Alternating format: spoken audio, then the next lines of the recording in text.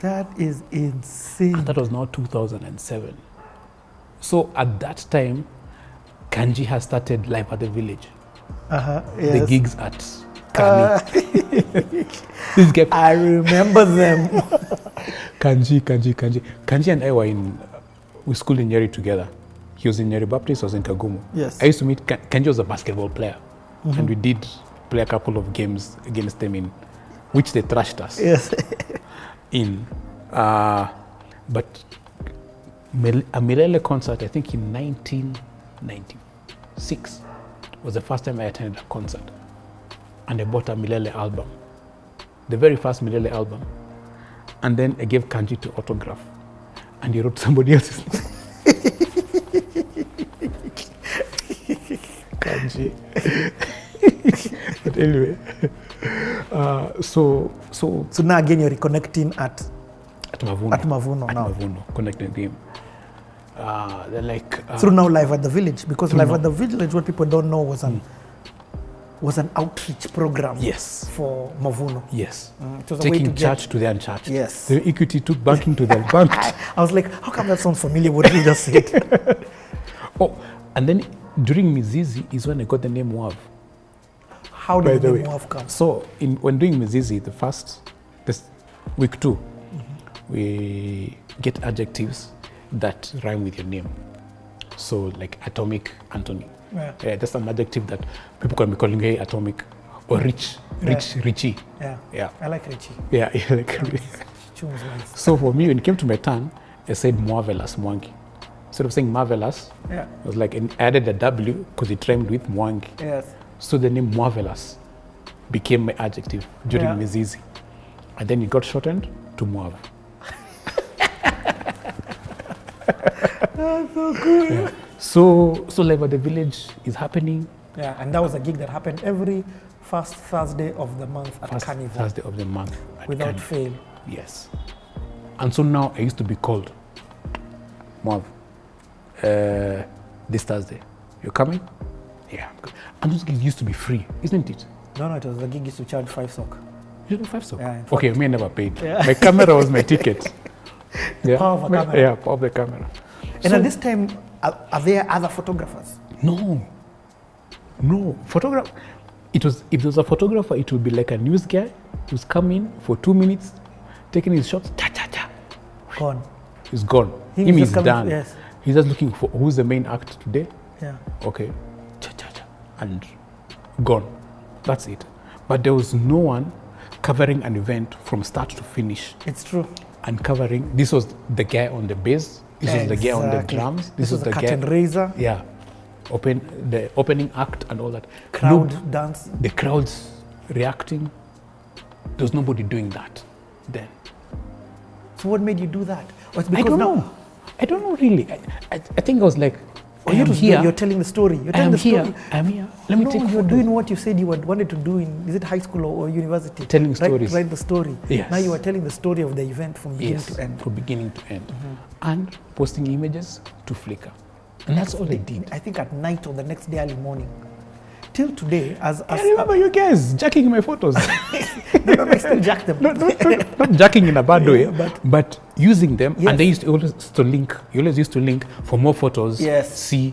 Exactly. This Flickr. Because at this time, Facebook is now becoming a thing in Kenya. Yes. You get, but there's who else has photos. So the one person who we could get photos was, even till today, when everyone who sat on the Playhouse and we're having conversations about, and they're having conversations like you, I cannot find footage. So because I've been doing this for a long time, I know the people to get footage is from Mwarv.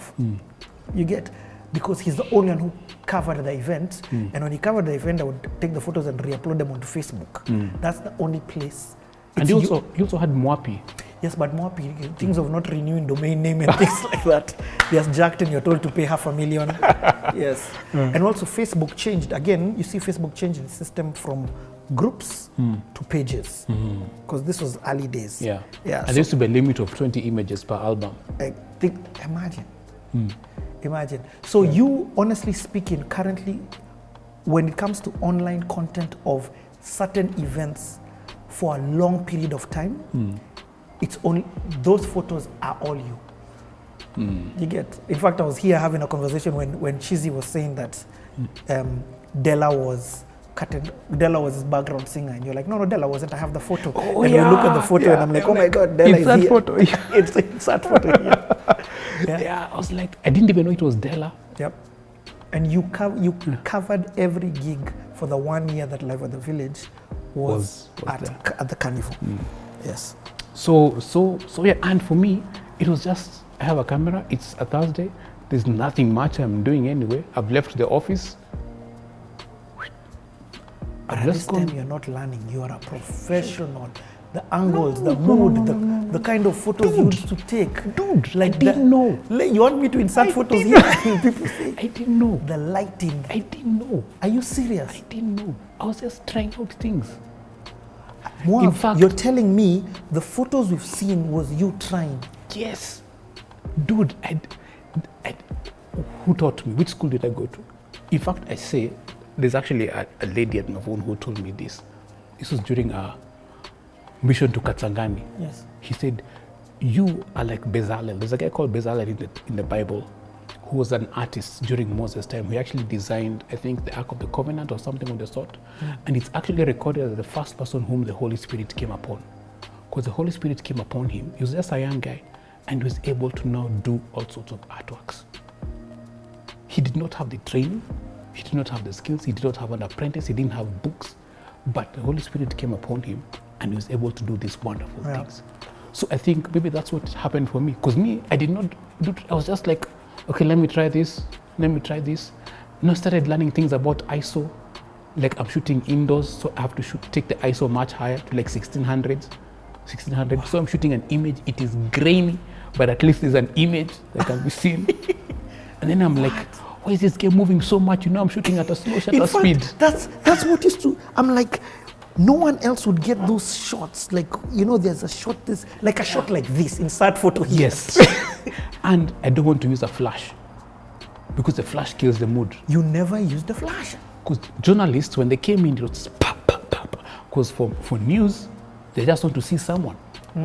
They'll see, this is Kanji Mbogwa at Carnival Simba Saloon last Thursday. Yes. And it will be like in the Pulse for the following week or something. And that's it.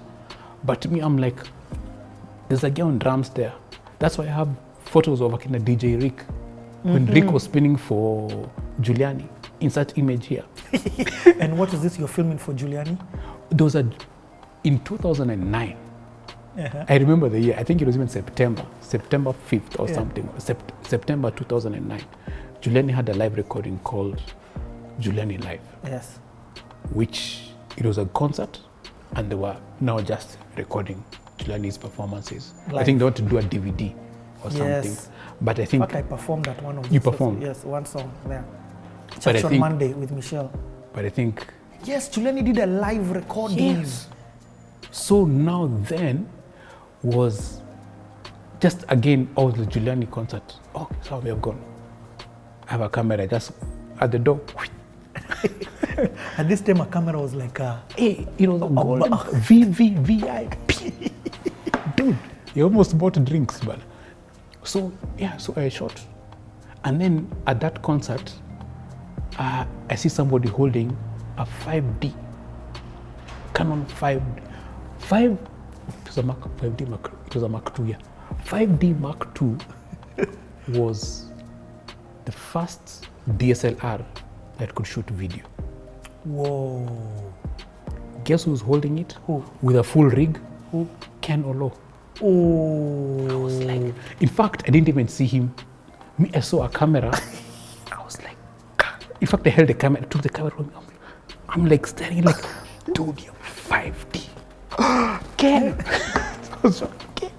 So Ken had Filamu Juani. Yes.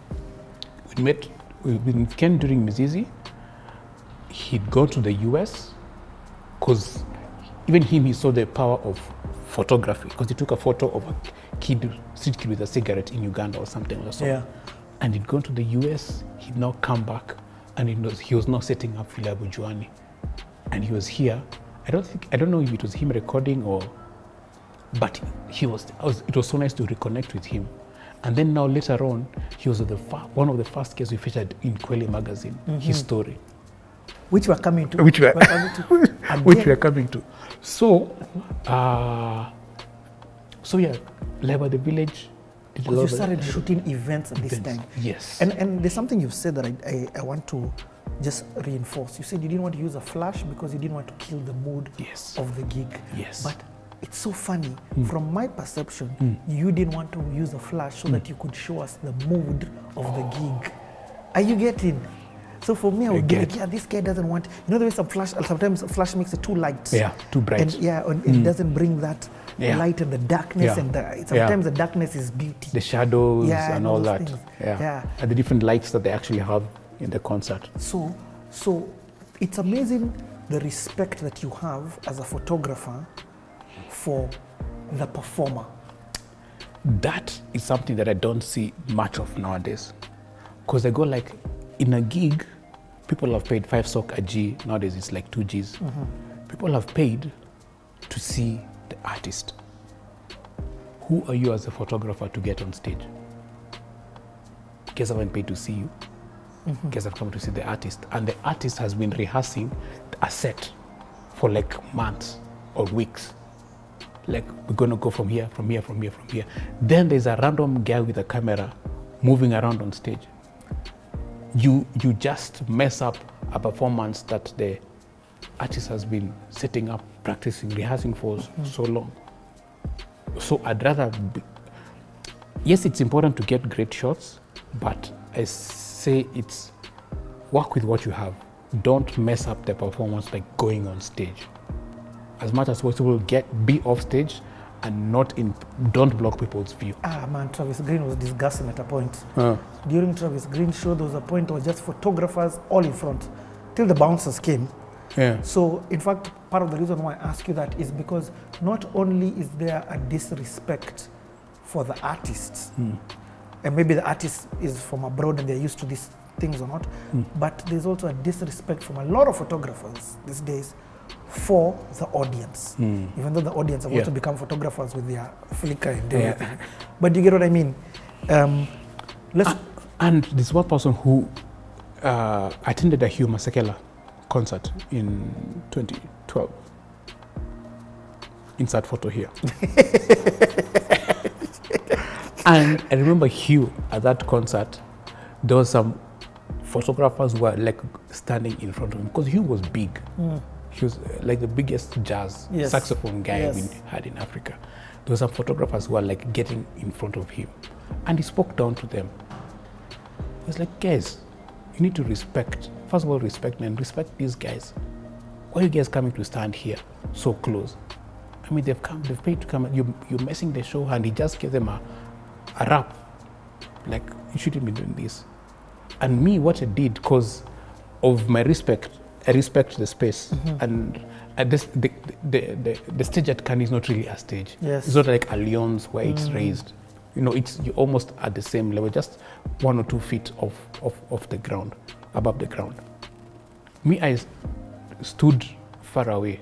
And now, in fact, that's one of the reasons why I bought my 70 to 200, because I was like, at concerts, I don't want to get on stage. I need to shoot from far and get the shots. So you got like a zoom lens? It's a zoom lens, and it's a 2.8. So I'm able to at least suck in a lot of light, even at 200 mm when I'm tight, I'll be able to get my shot. So there's an importance of now just respecting the artist and what they're doing. It's like you're watching a movie and then somebody comes in front of you. It's the same thing. Yeah, you're right. Yeah, you'd be like, dude, like, you know why? Don't interrupt somebody's experience because you're trying to get a shot. Okay, let's keep the energy high, and also let's keep the still in this concert era time, because I'm trying to just sort of paint a body of your work. I'll name a lot of different things and we'll insert photos, but then for one I want you to take some time on is the Groove Awards. Hey, Groove. Yep. Groove, I remember it was, I think the first Groove I covered was 2009. I think it was 2009. And so now, I'd heard of Groove, Awards. So the group, the 2009 or 2008 Groove Awards was like the comeback Yes. Groove Awards. Yeah. Because Kev had scattered to the US after the first Groove. Drove him broke and in debt. And he went, I think he was at TD Jake's church or something of the sort. So he's come back and his life group, Akina Cairo Yes. and other Wamaitha. guys, and Wamaitha have, because now we're all in Mavuno, they know there's Mwarv, this guy who comes to live at the village, he shoots. This is the guy who does all these photos. Yeah, you know, Gabe does all these photos. We need him. And you also shoot in Mavuno Church now. Yes, and I'm also shooting Yeah. now in church. Yeah. Both Which of was us- new. Which was, for me, I was like, it's in church. Yeah. Mavuno, in fact, before we come back to Groove, Mavuno was radical in two ways. They would say, okay, guys, the summer's about to start. You can take out your phones and tweet, which Yes. was already radical. Yes. And then people were excited to see the church experience that we had just had on Facebook the next on day. Flickr. Yes. On It was- Flickr, yes. I think we're still doing Flickr. Then later on, our Facebook page was opened, and now we started now posting Yeah. images too. And that led to this church revolution that we see right now of people taking photos in church Yes. and Yes. media, Someone's yes. being documented. Exactly. Yeah. Live streaming, all of that Yes. was not being done Yes. before. Yes. Yeah. And so you, in terms of the media side of that, was a huge part of that understanding, because impact was still happening. You see the way you said about how somebody saw your photo. Even tweeting, people are getting saved. Live streaming, things that are Things are happening. So back to Groove now. So I got called. I was told, "Hey, Mwarv, so gee, it was around the June. It used to happen around Madaraka weekend. Hey, it's coming. You're good. Yeah, you'll be on good time." I was like, yeah.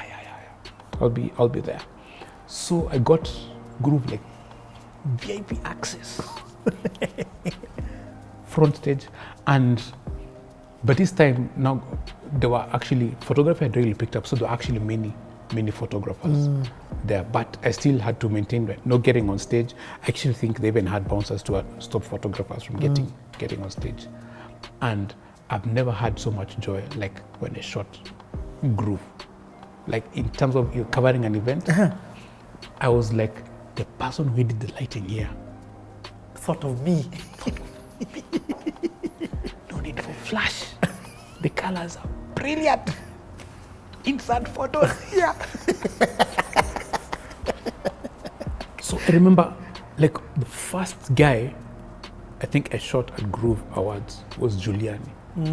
Insert photo here.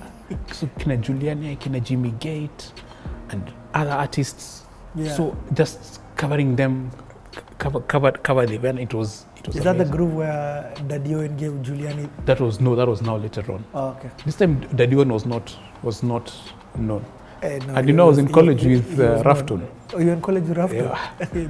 When Giuliani was known, Daddy Owen was known. Giuliani stands on Daddy Owen. Yeah, when Rafton was called Roy Smith. Yeah. Where university where? Now at Called it Bifa. Oh, Bifa now. Yeah. That story when SK Blue was talking about Rafton used to do stickers for Mathris. Yes. So he used to be at Bifa. Rafton was at Bifa. I believe so, Yeah. if I'm not mistaken. Yeah, I know, if you know by Roy Smith for sure. Yeah. So But that now exploded you. You became the event guy. yes, and I became the event. I remember one day, I think when Donnie McClarkin came to Kenya, the first time he came to Kenya, I think he had a gig in SA. He flew in, it was like a random Wednesday, Thursday Yes. gig, and then went back to SA. I think Pastor Julian was involved in getting him here. David Kure was doing moreafrica.com. And he used to love my photos. But he was like, whoa, Donnie McClarkin, we better not be doing anything on the street. I was living in LA then. And he's calling me, he's like, hey, you come here? Yeah, I'm coming. I'm just in traffic. Hey, if you can NPC current like this. Baby. See, he told me, anything you want. This position good? You want me to help with your camera, your bag? It was so nice. You're so desperate for the photos. So I shot the gig. After that, got into the moti, went to ARC, Forest Court. We edited the images together. I gave him a selection of like the best. He put on Mwarv because he'd now done the story. Yes. Of Donnie McClurkin. Yeah. And Korea was, I mean, Mwafrika.com, and we've just finished Korea series. So you can go back and watch the full series of Korea. Mwafrika.com was very switched on. It was the pioneer in digital news, entertainment news, gospel digital entertainment news in Kenya. No one was doing it before that. So he was like you. He understood the power of speed. In letting getting people stuff out. Yeah. So it was after the gig gone, like at 1 a.m. or something. Is when now you're posting, and then I don't even know where I used to post the links to. Because like nowadays you can put a link on Twitter or on Facebook. Yes. I think I just used to put on Flickr. Yep. And then go. Then you guys with your Mwapi and DJ Fresh. Yes. DJ Fresh also had a. But DJ Fresh wouldn't credit KenyanGospel.com. KenyanGospel.com.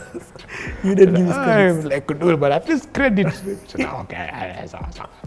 So in fact, tell me about the respect of that in terms of photography. I know we'll talk about different lawsuits that you've had with different. In fact, let's talk about it now. We can mix and mingle it in the story. You know the thing with